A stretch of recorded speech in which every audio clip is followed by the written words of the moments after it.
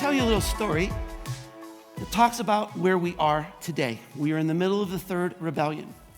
And like all of my favorite business stories, this story begins with soap. Not just any soap, but Ivory soap. Ivory soap is a very remarkable product. It was the first soap ever cut into bars and packaged and advertised by Procter & Gamble. Procter & Gamble, the most powerful marketing company in the world, has been promoting this soap for more than 100 years. In the 1960s, they advertised this soap so much, they owned midday television. That's how we got the word soap operas, because they owned all the advertising. It was the soap operas, right?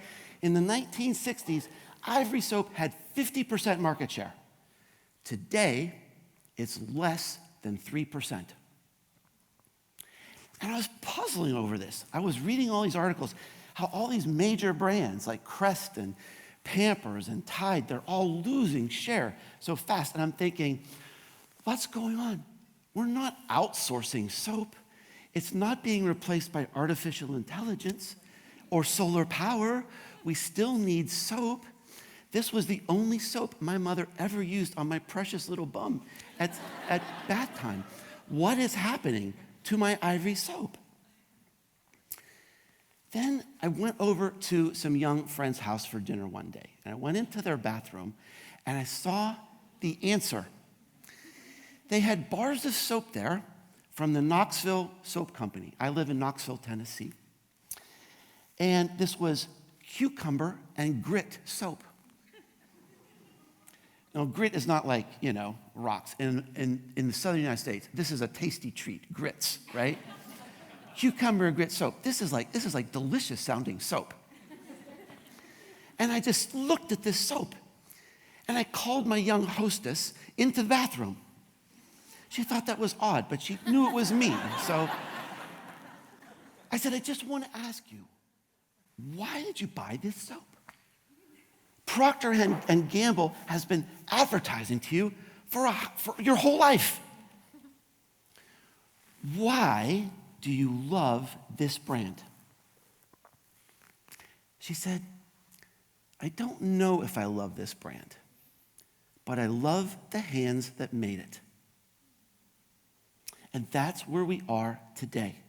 This is where we are in the third consumer rebellion. Let's dissect this little case study, right?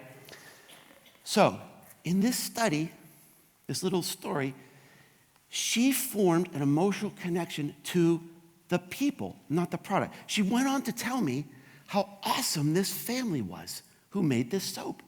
They were committed to the community. They were active in the community. She was a leader in the maker movement. They came and participated in the meetings. They're trying to create a sustainable business and use local products. She said they use honey right from our neighborhood. They treat their employees really well. That means so much to me. Now, she paid 10 times the price for this bar of soap than a bar of Ivory soap. Because of this connection, the emotional connection was to a human being, not a coupon or lemon scented, right? When I asked her about advertising, she said, I don't know the last time I saw an ad. She said, I watch TV all the time, but I watch Netflix. I watch Amazon Prime, and I don't see ads. I listen to the radio all the time, but I listen to Spotify. I listen to audiobooks. I don't hear ads on the radio. She said, I don't subscribe to newspapers. I don't subscribe to magazines. I get my news online. I don't see ads. I've got an ad blocker on my smartphone. She said, when I was younger, I used to see ads. She said, I would say in the last 5 years, my advertising consumption has dropped by 95%. Where is the sales funnel here, right? It's people connecting to each other.